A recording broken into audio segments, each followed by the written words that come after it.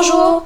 Aujourd'hui, dans le 14h30, nous allons vous présenter pourquoi les jeunes préfèrent-ils le sport en été plutôt qu'en hiver, pourquoi les stades ne sont-ils toujours pas entretenus et quels sont les lieux les plus fréquentés à Rochefort par les adolescents. Preuve en image tout de suite. Aujourd'hui, on se retrouve pour les claquettes chaussettes. De nos jours, on voit de plus en plus d'ados en porter. Soi-disant car c'est à la mode et que c'est plus facile à porter et que c'est à l'aise. Sauf que voilà le style que ça donne quand on va à Hyper U avec. Avec les claquettes, tu te sens à l'aise et fraîche.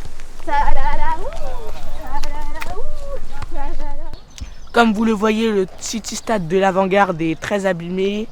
Il y a de la mousse sur le terrain, des fissures, les filets sont délabrés. C'est inacceptable d'avoir un terrain comme ça, surtout que c'est le seul terrain qui n'a pas été refait dans tout Rochefort. Nous espérons que le maire fera en sorte que ce terrain soit réparé.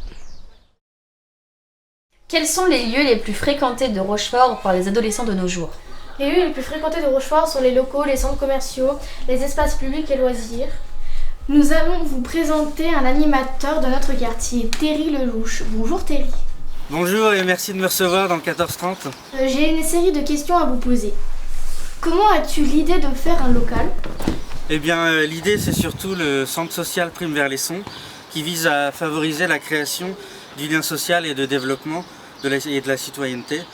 Nos actions découlent du projet social et s'appuient sur les axes avancés par le projet éducatif de la mairie de Rochefort. C'est en prenant compte ces différentes volontés éducatives que l'équipe du local jeune définit les intentions suivantes: responsabiliser et faire confiance, laisser place à l'expression, développer l'imagination et la créativité, et bien sûr, rendre les jeunes acteurs du local. Depuis quand existe-t-il? Eh bien, nous avons ouvert le 1er février 2020. Tu aimes bien ton métier? Oui, j'aime mon métier, c'est un métier de cœur, c'est un métier de passion, et toutes les actions qu'on mène avec les jeunes sont importantes pour moi.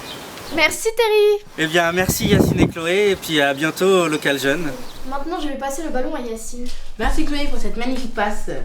Actu Foot, que pensez-vous du parcours de l'équipe de France dans cette Coupe d'Europe? Ça va très bien commencé. On a eu beaucoup de chance sur tout ce qui est qualifications, tout ça. Mais malheureusement, on a trouvé meilleur que nous d'ailleurs. Mais je trouve que c'est un match volé d'ailleurs. Le penalty ne méritait pas le dernier. Après, en soi, c'était pas trop mal. Mais on a eu des joueurs qui ont un peu déconné sur la fin. Voilà. Alors, j'aime pas du tout le foot et je m'y intéresse absolument pas. Un peu déçu de leur défaite contre la Suisse. On a fait meilleur contre des plus grandes équipes, comme l'Allemagne, mais on n'a pas su rester fort. L'équipe d'Italie mérite-t-elle ce titre après 50 ans d'échec? Pas du tout. Pas du tout. Parce que je pense que c'est des joueurs qui n'ont pas leur place déjà dans cette coupe-là. Parce que forcément, ils ont eu 50 ans d'échec. Donc au bout d'un moment, ils auraient peut-être dû descendre en Ligue 2. Déjà, je savais même pas ça faisait 50 ans qu'ils étaient en échec. Je savais même pas que c'était eux qui avaient gagné pour le coup. Merci de nous avoir écoutés. C'est la fin du 14h30. Au revoir.